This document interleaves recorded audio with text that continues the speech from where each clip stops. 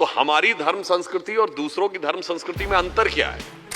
Mathematics as a part of religious text दुनिया में कहीं सुना है क्या?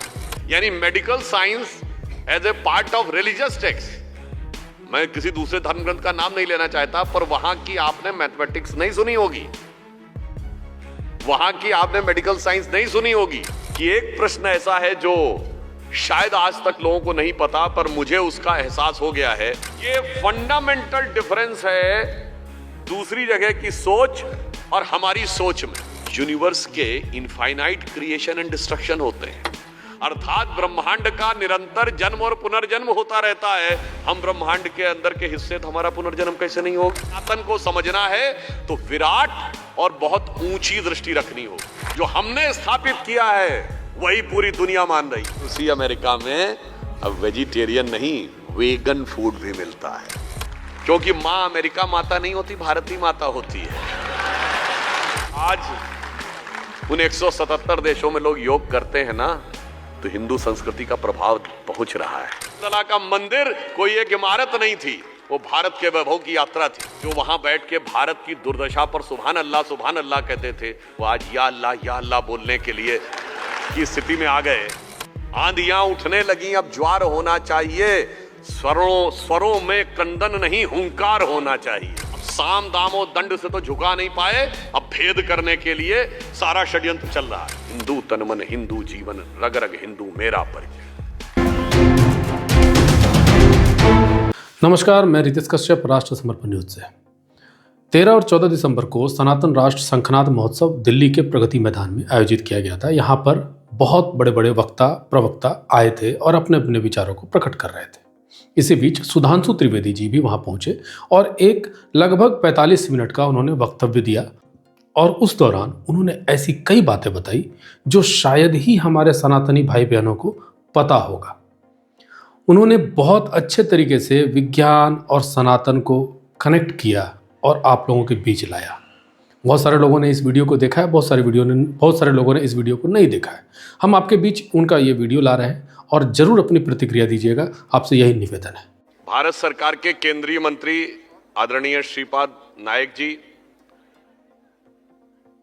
श्री सुरेश चावणके जी, उदय माहुरकर जी और सनातन संस्था के सभी सम्मानित पदाधिकारी और इस सभागार में उपस्थित सभी सम्मानित बहनों और भाइयों, आज जब आप सब यहां एकत्रित हैं तो हम ये कह सकते हैं कि भारत और विश्व एक बड़े युग संधि की तरफ प्रवेश कर चुका है।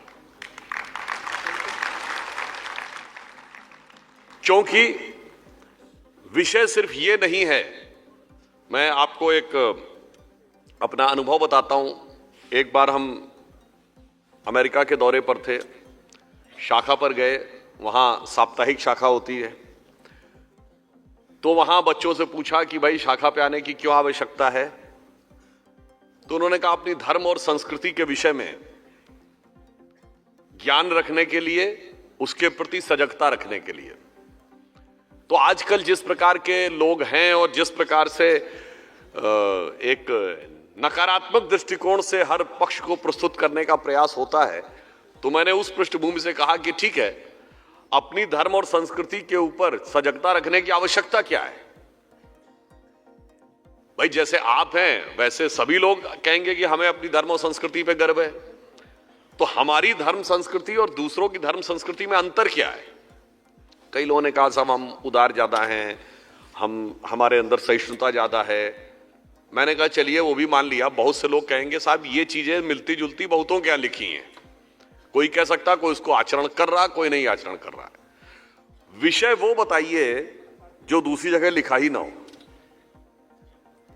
तो कुछ बच्चों ने कहा कि उतना ध्यान नहीं आ रहा, तो मैंने उनसे एक बात कही। मैंने कहा आपको बताता हूं, आप सब ने वैदिक गणित शब्द सुना होगा। Mathematics as a part of religious text दुनिया में कहीं सुना है क्या? ये वो चीज है जो किसी दूसरी धर्म संस्कृति में लिखी नहीं है। आयुर्वेद नाम से ही वेदों का हिस्सा है। यानी medical science as a part of religious text. मैं किसी दूसरे धर्म ग्रंथ का नाम नहीं लेना चाहता, पर वहां की आपने मैथमेटिक्स नहीं सुनी होगी, वहां की आपने मेडिकल साइंस नहीं सुनी होगी। हमारे यहां मेडिकल साइंस भी सुनी है और मैथमेटिक्स भी सुनी है। यह मूलभूत अंतर है हमारे और उनके अप्रोच में। दूसरा मैं उदाहरण बताना चाहता हूं, एक फंडामेंटल डिफरेंस। देखिए, आजकल एआई का जमाना है, यंग जनरेशन सब आर्टिफिशियल इंटेलिजेंस की तरफ बहुत उत्सुक है। कोई प्रश्न जानना हो तो फटाफट एआई खोलिए और देखिए वो आपको जवाब देगी। तो एआई के लिए प्रयोग होने वाली जो सबसे प्रचलित प्लेटफॉर्म है वो है चैट जीपीटी। चैट जीपीटी के जो ओनर हैं सैम ऑल्टमैन, सैम ऑल्टमैन से एक प्रश्न पूछा गया कि साहब, सारे प्रश्नों के उत्तर के लिए आज लोग एआई की तरफ देखते हैं, क्या आप कोई ऐसा प्रश्न बता सकते हैं जिसका उत्तर आपको पता हो और आपको लगता है कि बाकी लोगों को नहीं पता है? तो उनका जवाब जानते क्या था? उन्होंने ये कहा कि एक प्रश्न ऐसा है जो शायद आज तक लोगों को नहीं पता, पर मुझे उसका एहसास हो गया है। वो है the absolute equivalence of Atman and ब्राह्मण। आत्मा और ब्रह्म में एब्सोल्यूट इक्विवेलेंस है, ये अंतर है। और अगर आप यही देखें, अच्छा एक और बात भी है, फिर कोई लोग अभी सोशल मीडिया पे कूद पड़ेंगे, ऐसा था नहीं था, कैसे था, अरे रे कहां सैम ऑल्टमैन ने कहां कह दिया, कहां चैट जीपीटी से इन्होंने जोड़ दिया। तो उन सब के लिए मैं कहना चाहता हूं कि 27 दिसंबर 2022 को 2:34 AM का सैम ऑल्टमैन का ट्वीट है, the absolute equivalence of Atman and ब्रह्म। अब ये वही है जो आदि शंकराचार्य जी ने कहा कि ब्रह्म सत्यम जगन मिथ्या, जीवो ब्रह्मे ना परः। जीव और ब्रह्म में कोई भेद नहीं है, वही आज कहा जा रहा है। और यही अंतर है जो हमारी धार्मिक सोच और दुनिया के दूसरे रिलीजन, मजहब और पंथों की धार्मिक सोच में है। दुनिया में सारे रिलीजन, पंथ और मजहब ईश्वर की खोज की तरफ आगे बढ़ते हैं, मगर उनके ईश्वर की खोज एक निश्चित दूरी पर आकर रुक जाती है। किसी देव स्थान में आकर रुक जाती है, किसी पूजा घर में आकर रुक जाती है, किसी इबादत गाह में आकर रुक जाती है, किसी पुस्तक पे आकर रुक जाती है, किसी बुक पे आकर रुक जाती है, किसी मैसेंजर ऑफ गॉड पे आकर रुक जाती है। ईश्वर एक डिस्टेंस पर ही रहता है उनसे। मगर हमारे यहां जब आप ईश्वर को खोजते हैं तो ईश्वर आपसे दूरी पर नहीं रहता है, ईश्वर आपके अंदर दिखाई पड़ता है। और अंदर ही नहीं दिखाई पड़ता है, आप ही ब्रह्म होकर एकाकार हो जाते हैं और आप अहम ब्रह्मास्मि कहते हैं। ये फंडामेंटल डिफरेंस है दूसरी जगह की सोच और हमारी सोच में। इसीलिए हम ब्रह्म का साक्षात्कार कर पाते हैं। अब एक और बात आप टेक्निकली समझिए, वहां पर हर दुनिया की हर सभ्यता में भगवान और शैतान है, पर भगवान और शैतान दोनों अलग अलग है। तो भाई शैतान भी तो फिर इक्विवेलेंट हो गया ना, वो भी अगर परमानेंट चल रहा है। हमारे ऐसा नहीं है। हमारे यहां यदि रावण राक्षस है तो अंत में उसकी आत्मा भी राम में ही मिल जाती है। अर्थात हमारे यहां वास्तविकता में नॉन ड्युअलिटी है, एकाकार है। यह एक मूलभूत अंतर है हमारी सोच और वेस्ट की धार्मिक सोच में। अब मैं एक दूसरा उदाहरण बताता हूं जो फंडामेंटल डिफरेंस है।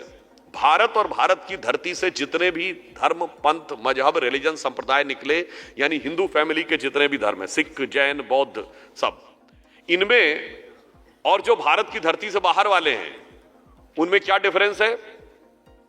डिफरेंस यह है कि ये सारे हमारे धर्म पर तीन चीजें मानते हैं। एक, विश्व की शाश्वत नैतिक व्यवस्था, और दूसरा प्रकृति का क्रम, चक्रीय क्रम, और तीसरा उस चक्रीय क्रम के द्वारा पुनर्जन्म। भारत का हर धर्म पुनर्जन्म मानता है।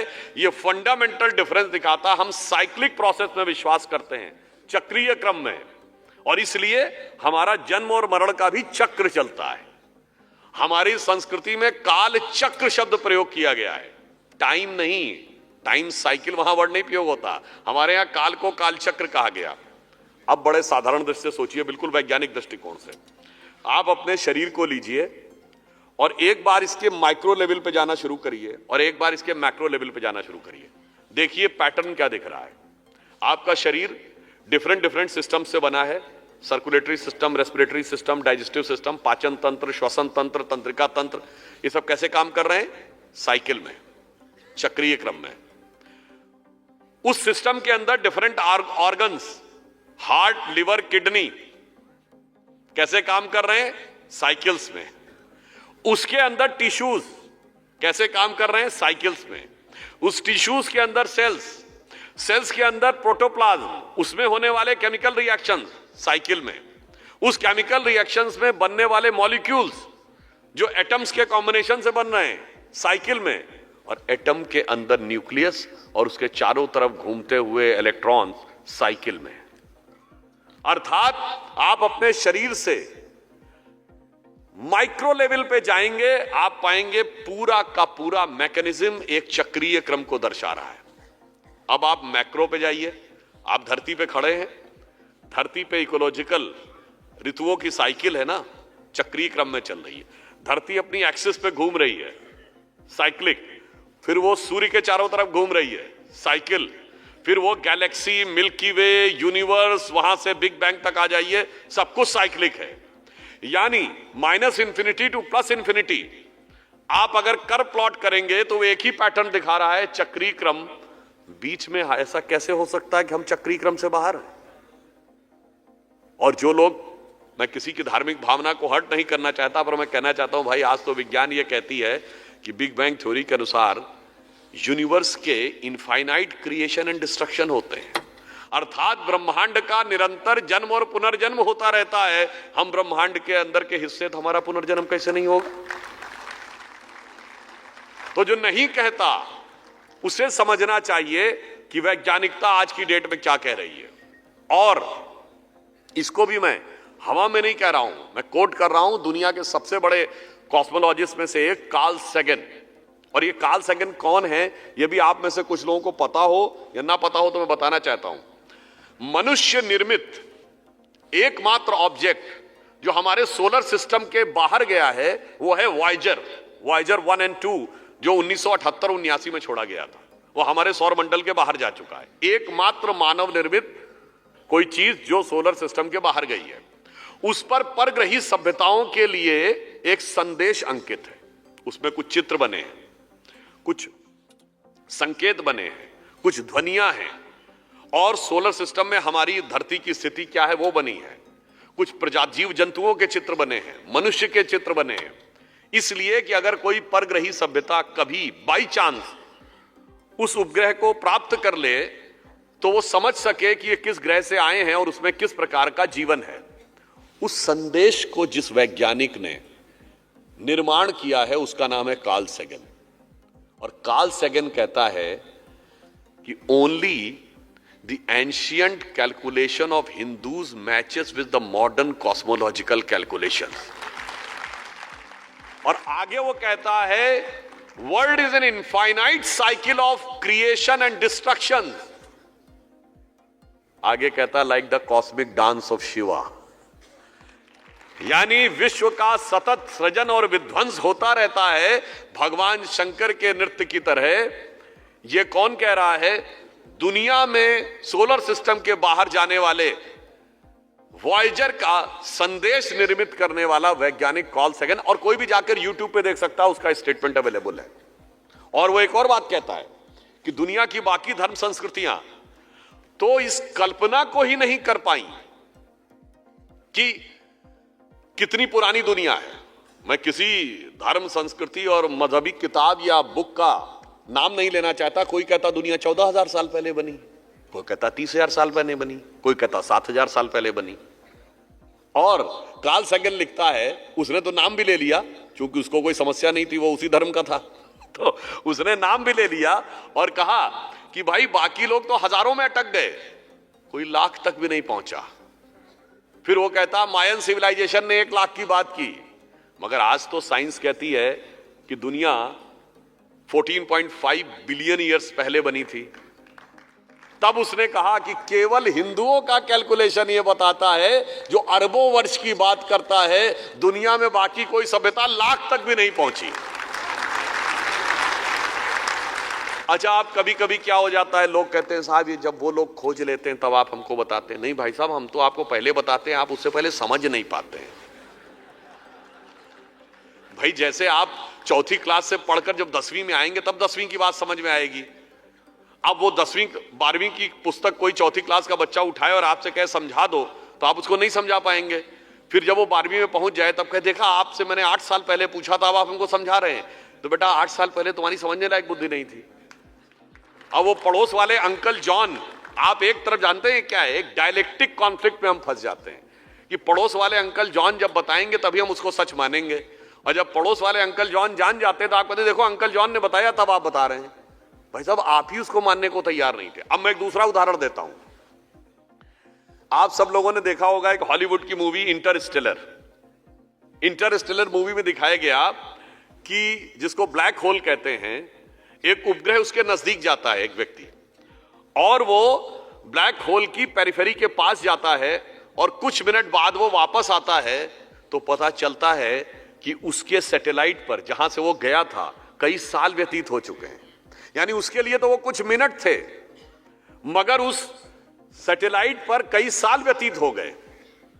अब जो आधुनिक रिलेटिविटी थ्योरी है वो ये कहती है कि हमारी जो नियरेस्ट गैलेक्सी है, जिसको एंड्रोमेडा गैलेक्सी कहते हैं, जो 1 मिलियन लाइट ईयर्स दूर है, यानी प्रकाश चले तो उसको 10 लाख साल लगेंगे पहुंचने में। पर उनका कहना है कि अगर कोई प्रकाश की गति से चले तो क्या होगा, स्पेस कॉन्ट्रैक्ट कर जाएगी। स्पेस कॉन्ट्रैक्ट कर जाएगी तो वो डिस्टेंस 10 मिनट में तय हो जाएगा। तो आप 10 मिनट में जाएंगे और 10 मिनट में वापस आ जाएंगे, पर उस दरमियान धरती पर 20 लाख साल गुजर गए होंगे। ये कह रही है साइंस। और जब महाभारत में राजा कौकुदमी को लगता है कि मेरी कन्या इतनी योग्य थी कि इस धरती पर उसके योग्य कोई वर नहीं मिल रहा है, और वो ब्रह्मा जी के पास ब्रह्मलोक में जाते हैं, और कथा है कि ब्रह्मा जी वीणा बजा रहे थे तो वो थोड़ी देर प्रतीक्षा करते हैं कि ब्रह्मा जी का वीणा वादन समाप्त हो जाए तब वो अपनी बात कहें। और जब ब्रह्मा जी पूछते हैं उनसे और राजा ककुदमी ये बताते हैं कि मैं अपनी कन्या रेवती के लिए योग्य वर ढूंढने के लिए ब्रह्मलोक में आया हूं, तो ब्रह्मा जी हंसते हुए कहते हैं अरे अब तक तो करोड़ों साल गुजर गए धरती के ऊपर, ना आपका राज्य रह गया, ना कुछ रह गया, ना कोई वर रह गया, मगर कोई बात नहीं, अब जिस कालखंड में आप जाएंगे मैं उसमें उस परिस्थिति के अनुरूप आपको सजेस्ट करता हूं। तो क्या कहा जाता है, गप है, ये तो बकवास है। कारण ये नहीं था, तुम्हारा वो लेवल नहीं था कि उसको समझ पाते, जब तक 1920 में आइंस्टीन ने रिलेटिविटी की थ्योरी नहीं दी थी। अब आइए साहब, रामायण कही जाती है कि वो वाल्मीकि जी ने भगवान राम के आने से पहले ही लिख दी थी, फ्यूचर में जाके। अरे गप है, बकवास है, ऐसा कैसे हो सकता है, यही तो कहा जाता था। महाभारत महर्षि वेदव्यास ने वैशंपायन के समय में कहा जाता है पास्ट में ट्रेवल करके लिखी और जाकर महाभारत के पात्रों से संवाद किया उसकी प्रामाणिकता को स्थापित करने के लिए। यह भी बकवास है। अब मैं पूछना चाहता हूं, अब तो थ्योरेटिकल फिजिक्स भी ये कहती है कि टाइम ट्रेवल फॉरवर्ड और टाइम ट्रेवल बैकवर्ड थ्योरेटिकल ही है, प्रैक्टिकल नहीं है, पर अब बकवास नहीं है। अब मैं दूसरा उदाहरण आपको देना चाहता हूं, यद्यपि ये बात मैं पहले भी बोल चुका हूं। लाइट हम सबको दिखाई पड़ती है, लाइट सूर्य से आती है और 7.5-8 मिनट लगते हैं उसको धरती तक आने में, और साइंटिफिक थ्योरी ये कहती है कि कोई भी पार्टिकल लाइट की स्पीड से नहीं चल सकता। तो इसका मतलब अगर वो सूर्य से ट्रेवल करते हुए आ रही है तो वो इलेक्ट्रोमैग्नेटिक वेव है। मगर आपने देखा होगा कि जैसे ही वो किसी मटेरियल पे पड़ती है तो वो पार्टिकल नेचर दिखाने लगती है। जैसे पानी भरा हुआ रखा हो तो आप देखते हैं ना कि या आप स्विमिंग पूल के किनारे खड़े हो तो गहराई कम नजर आती है, जब आप उतरते हैं तो गहराई ज्यादा नजर आती है, क्योंकि लाइट बेंड हो जाती है, तो वो मटेरियल में आके बेंड हो जा रही है। और इवन आपने ये देखा होगा कि जो टैप्स होते हैं वॉशरूम में भी लगे हुए, हाथ आप यूं लगाते हैं और अपने आप पानी आ जाता है। तो क्या है, लाइट का फोटोन का रास्ता आप सर्किट ब्रेक कर देते हैं, वो अंदर जाके इलेक्ट्रॉन उत्पन्न कर देता है, करंट उत्पन्न होती है और पानी आ जाता है। इसका मतलब माध्यम में लाइट पार्टिकल की तरह बिहेव करती है और स्पेस में लाइट वेव की तरह बिहेव करती है। इसे कहते हैं वेव पार्टिकल ड्युअलिटी। इसलिए साइंस आज तक तय नहीं कर पाई है कि लाइट वेव है या पार्टिकल है। तो साइंस ये कहती है कि स्पेस में वेव है और मीडियम में पार्टिकल है। ये तो है साइंस। और आप कहें कि आत्मा आकाश में अव्यक्त है और शरीर में व्यक्त है, यह है बकवास। आप उस तक समझ नहीं पाए। और मैं एक और बात बताऊं, आजकल लड़ाने वाले लोग कुछ इस ढंग से करने लगते हैं, जैसे जब शबरीमला मंदिर का जजमेंट आया तो मुझसे कुछ पत्रकार लोग पूछने लगे कि भाई इस पे आपका क्या कहना है। मैंने कहा बहुत सी ऐसी वैज्ञानिकता की चीजें होती हैं जिसके बारे में जानकारी न होने के कारण समस्या आती है। मैंने ये लाइट वाला उदाहरण दिया। मैंने कहा आप बताइए, लाइट वेव है और पार्टिकल भी है। मैंने कहा एक कोई खड़ा हो जाए और जाके कोर्ट में अर्जी डाल दे कि साहब ये तो सामाजिक अन्याय है, वो क्यों जो है स्पेस में वेव है और मीडियम में पार्टिकल है, मीडियम में वेव के साथ अन्याय हो रहा है और स्पेस में पार्टिकल के साथ अन्याय हो रहा है। फिर वो किसी ऐसे व्यक्ति के सामने जाकर गुहार लगाए जो साइंस ना जानता हो, सोशियोलॉजी का एक्सपर्ट हो, वो कहे हाँ ये बात सही है। मेरे विचार से ये सरासर असमानता का बात है। तो फिर उसके बाद वो एक बड़े व्यक्ति के पास जाए जो कि हिस्ट्री का प्रतीक हो, पढ़ा लिखा हो, साइंस नहीं जानता हो, वो कहे हाँ ये एक हिस्टोरिकल इनजस्टिस है, इसलिए आज से मैं ये आदेश कर देता हूं कि अब दोनों जगह वो वेव और दोनों जगह पार्टिकल मानी जाएगी। आज कुछ कुछ वैसा ही होता हुआ दिखाई पड़ रहा है। इसीलिए मैं विनम्रता से लोगों से कहूंगा, सनातन को गहराई से समझिए, तब आपको समझ में आएगा। और सनातन शब्द का ही अर्थ क्या है, जो सतत चलता रहता है। और सतत क्या चलता है, जहां से मैंने बात शुरू की थी, चक्र ही चलता है। लाइन तो एक जगह से जाके दूसरी जगह खत्म हो जाती है और इस यूनिवर्स में कुछ भी स्ट्रेट लाइन नहीं है। मैं आपसे कहता हूं ये लाइन दिख रही है ना, सीधी रेखा, ये स्ट्रेट लाइन है क्या? नहीं, ये अर्थ के रेडियस का सर्किल का आर्क है। एक ऐसे वृत्त के सरफेस का आर्क है जिसका रेडियस अर्थ के रेडियस के बराबर है। पर ये कब दिखेगा? जब 36,000 किलोमीटर जाके ऊपर आप पोलर ऑर्बिट में खड़े होकर देखेंगे तो ये चक्र नजर आएगा, जो अभी आपके आंखों का भ्रम के कारण आपको स्ट्रेट लाइन नजर आ रहा है। इसलिए सनातन को समझना है तो विराट और बहुत ऊंची दृष्टि रखनी होगी। ये मैंने क्यों कहा? सर्वोच्च न्यायालय ने भी ये जजमेंट दिया है कि Hindu is a way of life, it is not a religion. मगर मेरा मानना है वास्तविकता में Hindu is a way of life यह कहना पर्याप्त नहीं है। Hindu is a scientific way of life. Hindu एक वैज्ञानिक जीवन शैली है। हम सबके मन की आकांक्षा और कामना रहती है कि भारत विश्व गुरु बनेगा, परंतु यह बात मैं पहले भी बोल चुका हूं और एक बार फिर रिपीट कर देता हूं, बनेगा तो बनेगा, अभी तो हम ऑलरेडी हैं कुछ चीजों में। और कैसे? मैंने पहले भी बोला है कि सप्ताह में 7 ही दिन होते हैं, तो 7 ही दिन क्यों होते हैं? पूरी दुनिया मानती है ना। हमसे कहते हो आप 7 ग्रह मानते हो, भाई तुम भी तो 7 मानते हो, हमसे क्या पूछ रहे हो? अब आप आइए, ग्रहों जो हमारे 7 डेज इन अ वीक है उनका क्रम क्या है?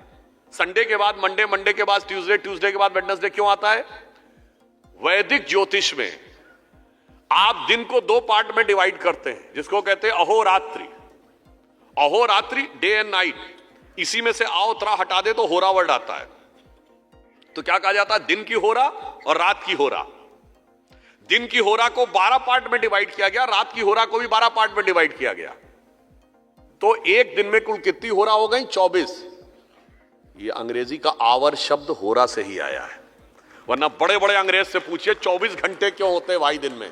10 होते, 20 होते, 30 होते, समझ में आता।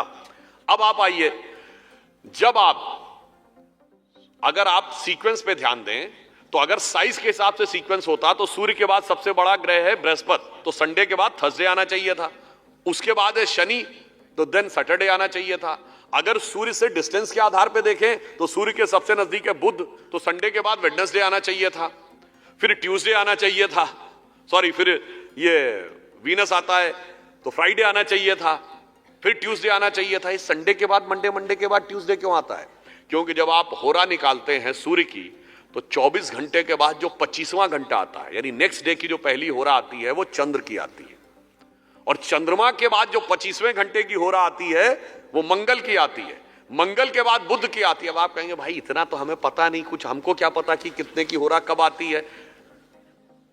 मगर आपने सुना है, जब जब आपने पूजा की है और पंडित जी ने 9 ग्रह का मंत्र बोला है, जरा उसका सीक्वेंस याद करिए।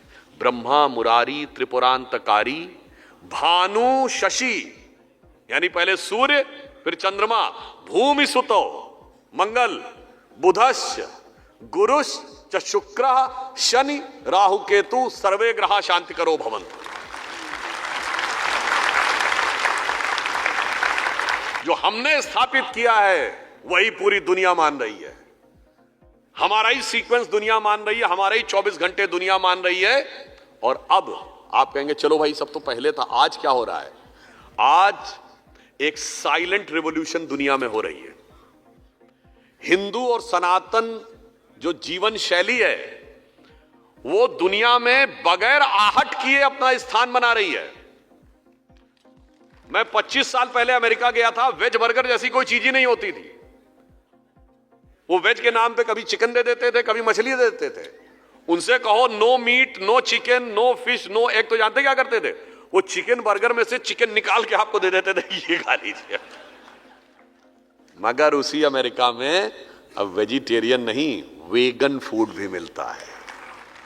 ये पता नहीं लग रहा है, ये धीरे धीरे अपना स्थान बना रहा है। अब आप आइए साहब, 50 साल पहले कहते थे अरे घास फूस फूल पत्ती खाने से इलाज नहीं होता है, मॉडर्न बनो, साइंटिफिक बनो, टेरामाइसिन, मेडिसिन, क्रोसिन सब खाइए। सुरेश चौहान के जी देखिए बिल्कुल वो लेते हैं इसी अब क्या कहते हैं, नहीं नहीं नहीं हर्बल मेडिसिन की तरफ जाओ, तो आ गए ना आयुर्वेद की तरफ। बताइए 25 साल पहले कितनी नेचुरोपैथी की क्लिनिक्स थी, आज आ गए ना। 50 साल पहले क्या कहते थे, अरे दुनिया चांद पे पहुंच गई, तुम गाय के गोबर पे पड़े हो, ऐसे कहीं खेती होती है, ऐसे देश का डेवलपमेंट हो पाएगा। मैकेनाइज फार्मिंग, केमिकल फर्टिलाइजर, आज कहते नहीं ऑर्गेनिक फार्मिंग करो, आ गए गाय के गोबर पे।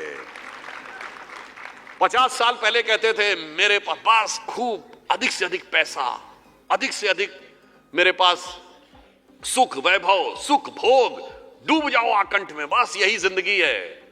आज 50 लाख लोग कुंभ में आते हैं, जिनके पास बेहिसाब पैसा है, सब कुछ है।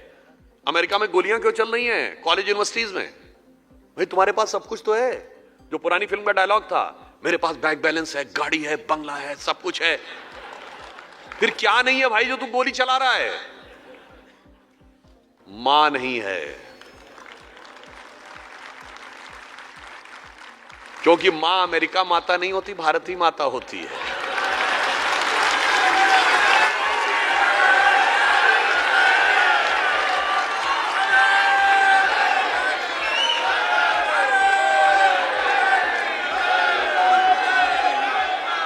और वहां मां क्यों नहीं होती है? वहां हाफ मदर होती है, half sister, half brother, half father. अरे भैया हाफ हाफ करके सारा मामला ही खत्म कर दिया। इसलिए हम बताना चाहते हैं, और तो और अब तो शादी करने की जरूरत नहीं है, खाओ पियो मौज करो, खाओ पियो मौज करो, लिविंग रिलेशनशिप में रहो, बच्चे पैदा मत करो। और देखो यूरोप में क्या हो रहा है। आज 25 साल 20 साल से कम उम्र के 25% बच्चे बच्चियां मुसलमान हैं। मुसलमान होना वो आपत्तिजनक नहीं है, वो घुसपैठिए वाले हैं। जो लोग इन्फिल्ट्रेट करके आए हैं 25 साल के अंदर, यूरोप में 25% पॉपुलेशन होगी, 50 साल में 50% होगी, बिना लड़े हुए कब्जा हो जाएगा। करते रहो मौज, क्योंकि कुछ सिद्धांत होते हैं जो हमारे यहां माने गए धर्म सम्मत आचरण करने के लिए। इसलिए मैं आपसे कहना चाहता हूं, आज की इस दुनिया में जिस ढंग का बदलाव आ रहा है और जो हमारी संस्कृति। अब दूसरी बात आप देखिए, प्रधानमंत्री श्री नरेंद्र मोदी जी ने योग दिवस का प्रस्ताव रखा तो यूनाइटेड नेशंस में 177 देशों ने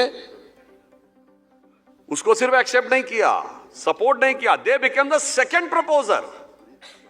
संयुक्त राष्ट्र संघ के इतिहास में कोई प्रस्ताव ऐसा नहीं हुआ जब 177 देश ज्वाइंट प्रपोजर बने हो किसी चीज के।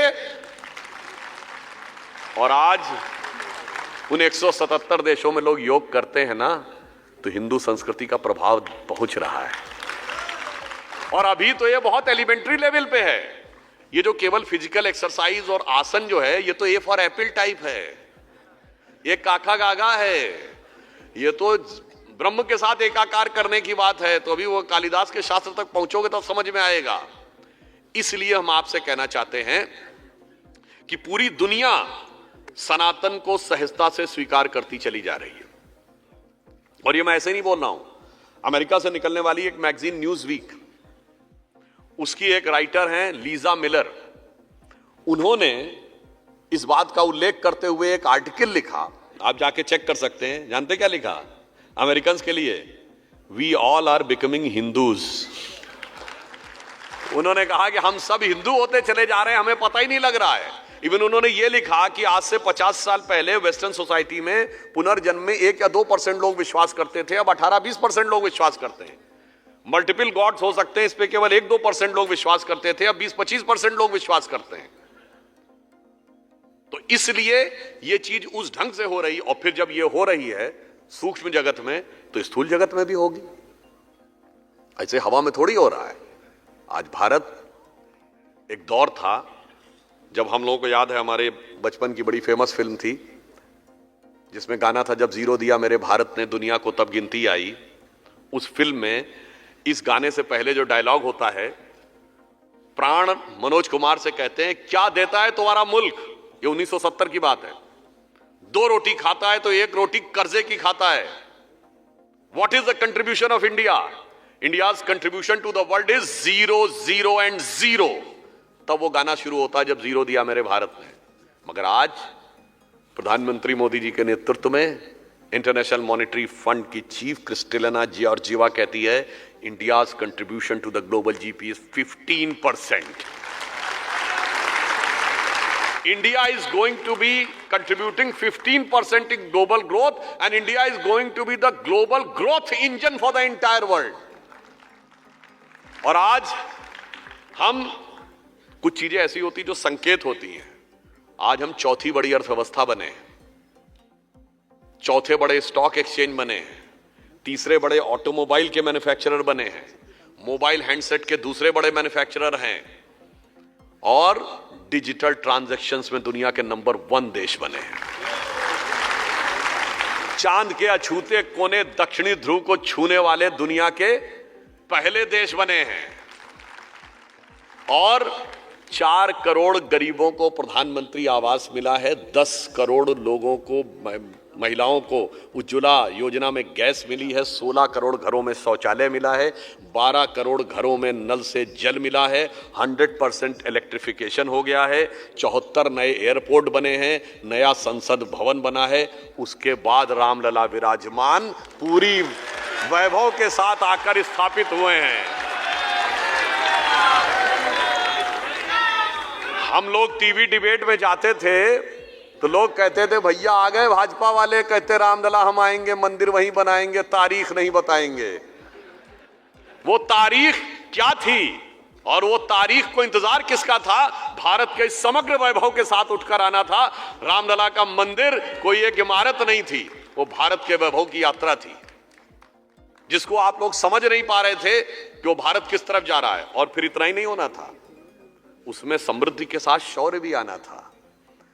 जब रामलला का मंदिर नहीं था, वो विवादित ढांचे में थे या टाट के उसमें थे, तब कोई भी आता था, भारत में आतंकवादी घटना करता था, भारत पे अटैक करता था, भारत के बारे में अनाप शनाप बोलता था और आराम से जलवाए जलाल से चला जाता था। दुनिया में कहीं लड़ाई हो, मोहल्ले की लड़ाई हो या इंटरनेशनल लड़ाई हो, हमेशा छोटा और कमजोर कहता, बड़ा और ताकतवर हमें सता रहा है। यहां पड़ोस का मुल्क छोटा और कमजोर था, हम बड़े और ताकतवर थे, और 70 साल यही कहते रहते थे ये हमें सता रहा है। मगर जब रामलला प्रकट हुए, फिर मंदिर में विवादित ढांचा हटा, फिर जब वो उसमें से निकल के भव्य मंदिर की तरफ आगे बढ़े तो भारत का शौर्य भी बदला। और वो क्या बदला कि सर्जिकल स्ट्राइक हुई, बालाकोट की स्ट्राइक हुई, ऑपरेशन सिंदूर हुआ।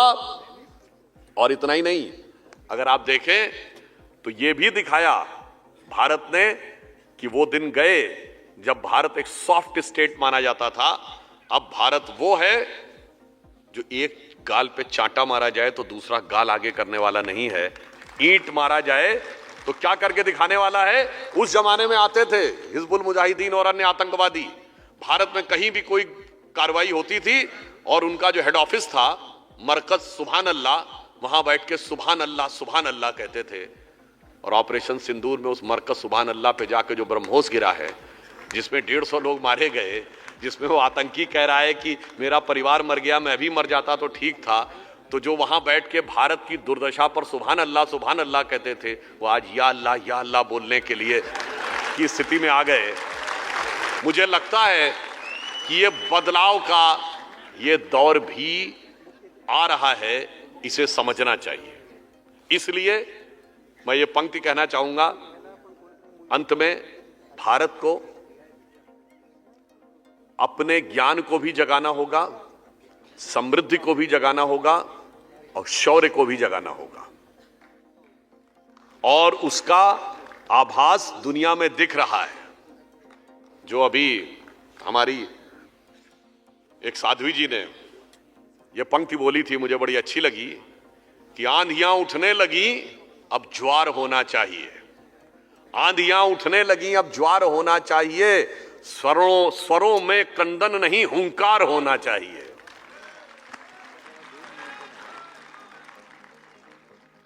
तो इसलिए कई लोग हमसे कहते हैं साहब हिंदू धर्म तो बड़ा शांत है। बिल्कुल हम उदार हैं, परंतु यहां पर मैं अटल बिहारी वाजपेयी जी की कविता हिंदू तन मन हिंदू जीवन रग रग हिंदू मेरा परिचय के सिर्फ 2 छंद सुनाना चाहूंगा जो हिंदू धर्म का पूरा स्वरूप बताते हैं। जो मैंने आपको बताया कि पूरी दुनिया में हिंदू धर्म संस्कृति अपने आप फैल रही है, लोग उसको एक्सेप्ट कर रहे हैं। इसीलिए मैंने सैम ऑल्टमैन से शुरू किया और योग, वेजिटेरियन, ये आपका वेजिटेरियन जीवन पद्धति से लेके और हर्बल मेडिसिन तक। तो उन्होंने कहा कि हिंदू तन मन हिंदू जीवन रग रग हिंदू मेरा परिचय। उन्होंने कहा मेरे वेदों का ज्ञान अमर, मेरे वेदों की ज्योति प्रखर, मानव के मन का अंधकार क्या कभी सामने सका ठहर। मेरे स्वरनभ में गहर गहर, सागर के जल में छहर छहर, इस कोने से उस कोने तक कर सकते जगती सौरभमय। हिंदू तन मन हिंदू जीवन रग रग हिंदू मेरा परिचय। मगर मोदी जी ने आने के बाद वो भारत की जो शक्ति जागृत हुई है, और ये भी मैं अंत में कहना चाहता हूं, देखिए एक और बात ध्यान रखिएगा, हिंदू समाज की शक्ति न जगे ये सिर्फ भारत नहीं, दुनिया में सारे लोगों को पता है कि जिस दिन इनकी शक्ति जग गई हम बचेंगे नहीं। हनुमान जी की तरह ये समाज अपनी शक्ति भूला हुआ है, और जैसे ही थोड़ा थोड़ा जागने लगता है तो बहुत सारे कालनेमी, मारीची, सुभाव, ताड़का, सूपणखा, बहुत सारे आके खड़े हो जाते हैं कि ये जागने ना पाए। एक बार एक सज्जन ने कहा कि साहब क्यों आपको आजकल क्या परिवर्तन नजर आ रहा है? तो एक लाइन में मैंने कहा इन लोगों को तथाकथित सेकुलर पंथियों को दर्द क्यों हो रहा है? मैंने कहा सुनिए, लोग कहते हैं पढ़ाई लिखाई विकास की बात करो तो जो दिल्ली की घटना हुई उसमें कितना विकास और वो दिखा, पढ़े लिखे लोगों ने किया। मैंने कहा काबुल में 1950 में 1/3 हिंदू सिख था, बिजनेस में 90% था, काबुल से भागा। लाहौर में 75% हिंदू सिख थे, 90% बिजनेस में कंट्रोल था, लाहौर से भागा, कराची से भागा, पेशावर से भागा, ढाका से भागा, चिटगांव से भागा, स्वतंत्र भारत में कश्मीर से भागा, धुबरी बरपेटा से भागा, मल्लापुरम से भागा, मालदा से भागा, 24 परगना से भागा, मुर्शिदाबाद से भागा। भागता हुआ हिंदू अच्छा लगता था, जागता हुआ हिंदू अच्छा नहीं लग रहा है। तो इसलिए अब भागने के दिन गए और जागने के दिन शुरू हो गए। और याद करिए, जब हनुमान जी जगे थे तब तक उनको खुद ही नहीं पता था कि हमारी ताकत क्या है। सबको पता है, और इसीलिए आपस में एक दूसरे में, देखिए एक और बात बताऊं, आज एक बहुत बड़ा षड्यंत्र चल रहा है। दक्षिण उत्तर में लड़ा दो, भाषा पे लड़ा दो, तमिल हिंदी, मराठी हिंदी, कन्नड़ हिंदी, बंगला हिंदी पे लड़ा दो, अगड़े पिछड़े में लड़ा दो। आप लोग समझते हैं ना, साम दाम दंड भेद। अब साम दाम और दंड से तो झुका नहीं पाए, अब भेद करने के लिए सारा षड्यंत्र चल रहा है। भाषा पे भेद, प्रांत पे भेद, जाति पे भेद, हर चीज में भेद पैदा करके आपस में लड़ाने का प्रयास चल रहा है। परंतु हमें यह ध्यान रखना है कि जाति, प्रांत और वर्ग भेद के भ्रम को दूर भगाता है। सबके मन का भाव एक है, सबकी भारत माता है। अनेकता में ऐक्य मंत्र को जन जन फिर अपनाता है। देखो प्यारा देश हमारा आगे बढ़ता जाता है। और अंत में मैं अटल जी की कविता की उस के पहले छंद को कह के समाप्त करता हूं। अक्सर लोग कहते हैं नहीं साहब, हिंदू धर्म का एक दूसरा स्वरूप भी है।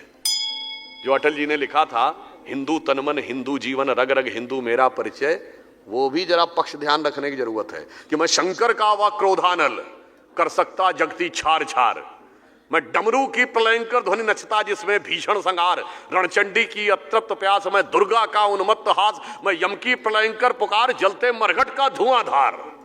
फिर अंतरतम की ज्वाला से, फिर अंतरतम की ज्वाला से जगती में आग लगा दूं मैं, यदि धधक उठे विप्लव लेकर जल थल अंबर जड़ चेतन, तो कैसा विस्मय, हिंदू तनमन हिंदू जीवन रग रग हिंदू मेरा परिचय। और लास्ट में यह भी समझिए, भारत का समय आ गया है। जो प्रधानमंत्री जी ने कहा यही समय है, सही समय है, भारत का अनमोल समय है, मगर इससे किसी को डरने की जरूरत नहीं है। भारत दुनिया में गुरु के रूप में, मित्र के रूप में उभरने जा रहा है, किसी को दबाने के लिए उभरने नहीं जा रहा है। तो इसलिए इसी कविता का अंतिम छंद भारत भारतीयता का सारा स्वरूप, हिंदू सनातन का सारा स्वरूप बताता है। होकर स्वतंत्र मैंने कब चाहा, मैं कर लूं जग को गुलाम।